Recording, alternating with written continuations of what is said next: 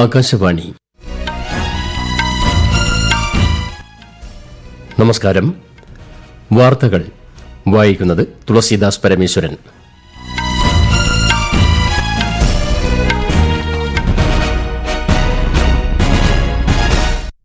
പ്രധാന വാർത്തകൾ. പ്രധാനമന്ത്രി നരേന്ദ്രമോദിയുടെ 3 ദിവസത്തെ ബ്രൂണൈ സിംഗപ്പൂർ സന്ദർശനത്തിന് ഇന്ന് തുടക്കം. 23ാമത് നിയമ കമ്മീഷൻ രൂപീകരിച്ച് കേന്ദ്ര സർക്കാർ വിജ്ഞാപനം പുറപ്പെടുവിച്ചു. അഗ്രി ഷുവർ ഫണ്ട്, കൃഷി നിവേശ് പോർട്ടൽ എന്നിവയുടെ ഉദ്ഘാടനം കേന്ദ്ര കൃഷിമന്ത്രി ശിവരാജ് സിംഗ് ചൌഹാൻ ഇന്ന് നിർവഹിക്കും. സ്ത്രീ പീഡന കേസിൽ വധശിക്ഷ ഉറപ്പാക്കുന്ന Aparajita woman and child bill Bengal നിയമസഭയിൽ. കേരളത്തിൽ മഞ്ഞ കാർഡ് ഉടമകൾക്കുള്ള ഓണക്കിറ്റ് വിതരണം ഈ മാസം 9-ന് ആരംഭിക്കും. പാരീസ് പാരാലിമ്പിക്സിൽ മെഡൽ നേട്ടം 15 ഉയർത്തി ഇന്ത്യ. ജേതാക്കളെ അഭിനന്ദിച്ച് രാഷ്ട്രപതിയും പ്രധാനമന്ത്രിയും. വാർത്തകൾ വിശദമായി. പ്രധാനമന്ത്രി നരേന്ദ്രമോദിയുടെ 3 ദിവസത്തെ ബ്രൂണൈ സിംഗപ്പൂർ സന്ദർശനത്തിന് ഇന്ന് തുടക്കം. ഇന്ത്യയും ബ്രൂണൈയും തമ്മിലുള്ള നയതന്ത്ര ബന്ധത്തിന്റെ 40ാം വാർഷികത്തോടനുബന്ധിച്ചാണ് സന്ദർശനം. നാളെയും മറ്റന്നാളും അദ്ദേഹം സിംഗപ്പൂരും സന്ദർശിക്കും. വിശദാംശങ്ങളിലേക്ക്. ബ്രൂണൈ സുൽത്താൻ ഹാജി ഹസനോൾ ബോൾക്കിയയുടെ ക്ഷണപ്രകാരമാണ് പ്രധാനമന്ത്രി നരേന്ദ്രമോദിയുടെ സന്ദർശനം. ആദ്യമായാണ് ഒരു ഇന്ത്യൻ പ്രധാനമന്ത്രി ബ്രൂണൈ സന്ദർശിക്കുന്നത്. ഇന്ത്യ ബ്രൂണൈ ഉഭയകക്ഷി ബന്ധം മെച്ചപ്പെടുത്തുന്നതിന് നിരവധി വിഷയങ്ങൾ ഇരു നേതാക്കളും ചർച്ച നടത്തും. പ്രതിരോധം, വ്യാപാരം, നിക്ഷേപം, ഊർജ്ജം, ബഹിരാകാശ സാങ്കേതികവിദ്യ, ആരോഗ്യം, ശേഷി വികസനം തുടങ്ങി നിരവധി വിഷയങ്ങളിൽ ചർച്ച നടത്തും. ഇന്ത്യയുടെ കിഴക്കൻ നയത്തിനും ഇന്തോ പസഫിക് നയത്തിനും പ്രധാന പങ്കാളി കൂടിയാണ് ബ്രൂണൈ.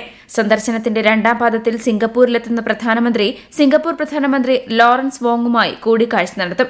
ഇന്ത്യ സിംഗപ്പൂർ നയതന്ത്ര ബന്ധം സംബന്ധിച്ചും പ്രാദേശിക ആഗോള വിഷയങ്ങളിലും ഇരു നേതാക്കളും ചർച്ച നടത്തും. 6 വർഷത്തിന് ശേഷമാണ് പ്രധാനമന്ത്രി നരേന്ദ്രമോദി സിംഗപ്പൂർ സന്ദർശിക്കുന്നത്. ആസിയാൻ രാജ്യങ്ങൾക്കിടയിലെ ഇന്ത്യയുടെ പ്രധാന വ്യാപാര പങ്കാളിയും നേരിട്ടുള്ള വിദേശ നിക്ഷേപത്തിന്റെ പ്രധാന സ്രോതസ്സുമാണ് സിംഗപ്പൂർ. News desk, Akashvani. 23ാമത് നിയമ കമ്മീഷൻ രൂപീകരിച്ച് കേന്ദ്ര സർക്കാർ വിജ്ഞാപനം പുറപ്പെടുവിച്ചു. 2027 ഓഗസ്റ്റ് 31 വരെ 3 വർഷമായിരിക്കും കാലാവധി. കമ്മീഷനിൽ ഒരു മുഴുവൻ സമയ ചെയർപേഴ്സണും മെമ്പർ സെക്രട്ടറിയും ഉൾപ്പെടെ 4 മുഴുവൻ സമയ അംഗങ്ങൾ ഉണ്ടാകും. കമ്മീഷനിൽ 5 പാർട്ട് ടൈം അംഗങ്ങൾ ഉണ്ടാകും.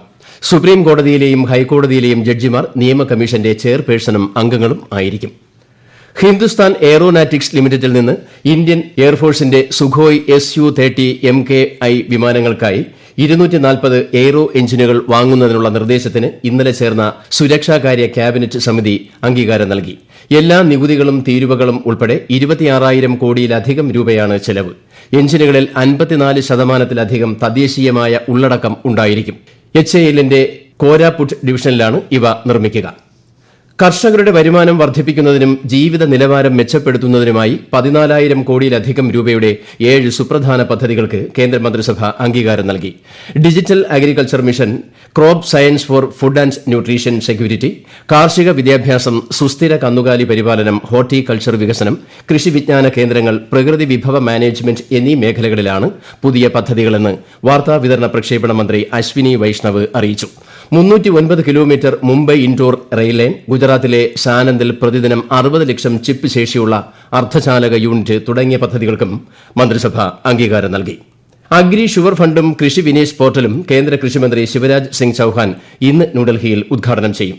വിവിധ വിഭാഗങ്ങളിൽ മികച്ച പ്രകടനം കാഴ്ചവയ്ക്കുന്ന ബാങ്കുകൾക്കും സംസ്ഥാനങ്ങൾക്കുമുള്ള കാർഷിക അടിസ്ഥാന സൌകര്യ ഫണ്ട് AIF എക്സലൻസ് അവാർഡുകളും ശ്രീ ചൌഹാൻ വിതരണം ചെയ്യും. സംസ്ഥാന മന്ത്രിമാരും ബാങ്ക് പ്രതിനിധികളും ചടങ്ങിൽ പങ്കെടുക്കും. ജനാധിപത്യ അഭിലാഷങ്ങളുടെ പൂർത്തീകരണമാണ് ജമ്മുകശ്മീരിൽ നടക്കാനിരിക്കുന്ന നിയമസഭാ തെരഞ്ഞെടുപ്പെന്ന് കേന്ദ്രമന്ത്രി ജിതേന്ദ്ര സിംഗ്. ഭരണഘടനയുടെ അനുച്ഛേദം 370 റദ്ദാക്കിയത് ജമ്മുകശ്മീരിൽ പരിവർത്തനം സാധ്യമാക്കുന്നതിനുള്ള നിർണായക ചുവടുവയ്പായിരുന്നുവെന്ന് അദ്ദേഹം പറഞ്ഞു. ഇരട്ട എഞ്ചിൻ സർക്കാർ അധികാരത്തിലെത്തിയാൽ പുതിയ വികസന അവസരങ്ങൾ തുറക്കുമെന്നും തൊഴിലവസരങ്ങളും സംരംഭകത്വ സാധ്യതകളും സൃഷ്ടിക്കുമെന്ന ശുഭാപ്തി വിശ്വാസവും അദ്ദേഹം പ്രകടിപ്പിച്ചു. IIT ഡൽഹിയുടെ അബുദാബി ക്യാമ്പസ് അബുദാബി കിരീടാവകാശി Sheikh Khalid bin Mohamed bin Zayed Al Nahyan ഉദ്ഘാടനം ചെയ്തു. Computer science and engineering, energy engineering ബിരുദ കോഴ്സുകൾ പഠിക്കുന്ന 52 വിദ്യാർത്ഥികളാണ് ഉദ്ഘാടന ബാച്ചിൽ ഉള്ളത്. പ്രധാനമന്ത്രി നരേന്ദ്രമോദിയും UAE president Sheikh Mohammed bin Zayed Al നഹ്യാനും ചേർന്ന് 2022 ഫെബ്രുവരിയിൽ പുറത്തിറക്കിയ ദർശനരേഖയുടെ ചുവടുപിടിച്ചാണ് ക്യാമ്പസ് സ്ഥാപിച്ചത്. ഈ വാർത്തകൾ ആകാശവാണിയിൽ നിന്നും. സ്ത്രീപീഡന കുറ്റത്തിന് വധശിക്ഷ ഉറപ്പാക്കുന്ന നിയമനിർമ്മാണത്തിനായി ബംഗാൾ നിയമസഭയുടെ പ്രത്യേക സമ്മേളനം തുടങ്ങി. ബിൽ ഇന്ന് നിയമസഭയിൽ അവതരിപ്പിക്കും. സ്ത്രീപീഡന കേസിൽ പ്രതികൾക്ക് ജീവപര്യന്തം തടവു ശിക്ഷയും ഇര കൊല്ലപ്പെട്ടാൽ വധശിക്ഷയും ഉറപ്പാക്കുന്ന നിയമ ഭേദഗതിയാണ് കൊണ്ടുവരുന്നത്.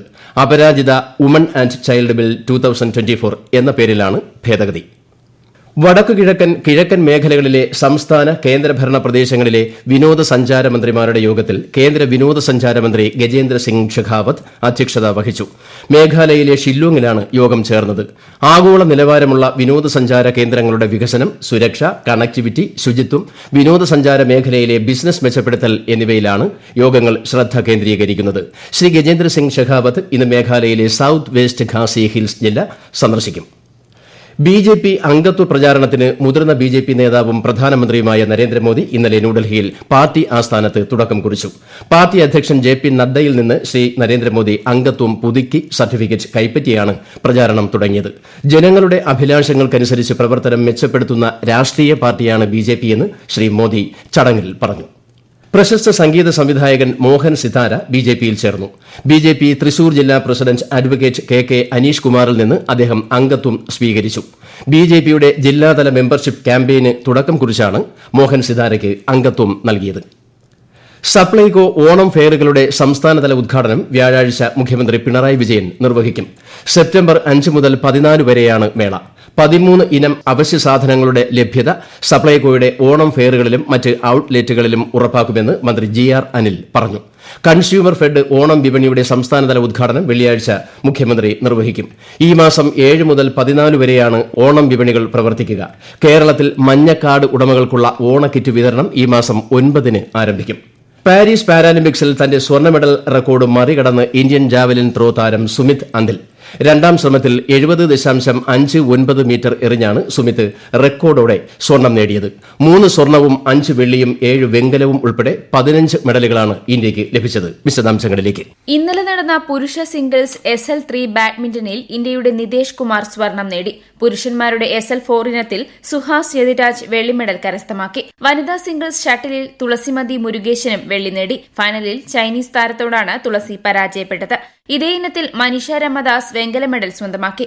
വനിതകളുടെ SH6 വിഭാഗത്തിൽ നിത്യ ശ്രീശിവനും അമ്പെയ്ത്ത് മിക്സഡ് കോമ്പൌണ്ട് ഇനത്തിൽ ശീതൾ ദേവിയും രാകേഷ് കുമാറും ഇന്ത്യയ്ക്കായി വെങ്കല മെഡൽ നേടി. പുരുഷന്മാരുടെ ഡിസ്കസ് ത്രോയിൽ ഇന്ത്യയുടെ യോഗേഷ് കത്തൂനിയ വെള്ളി മെഡൽ കരസ്ഥമാക്കി. മെഡൽ ജേതാക്കളെ രാഷ്ട്രപതിയും പ്രധാനമന്ത്രിയും ഉൾപ്പെടെയുള്ള പ്രമുഖർ അഭിനന്ദിച്ചു. News desk Akashvani.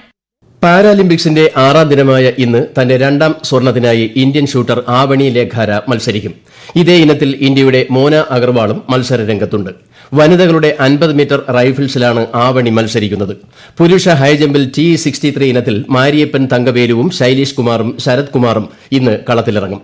വനിതകളുടെ ഷോട്ട്പുട്ടിൽ F34 ഫൈനലിൽ ഭാഗ്യശ്രീ യാദവും ഇന്ത്യയ്ക്കായി മാറ്റുരയ്ക്കും.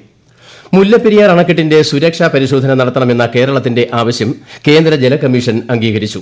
12 മാസത്തിനുള്ളിൽ പരിശോധന പൂർത്തിയാക്കി റിപ്പോർട്ട് സമർപ്പിക്കുവാനാണ് നിർദ്ദേശം.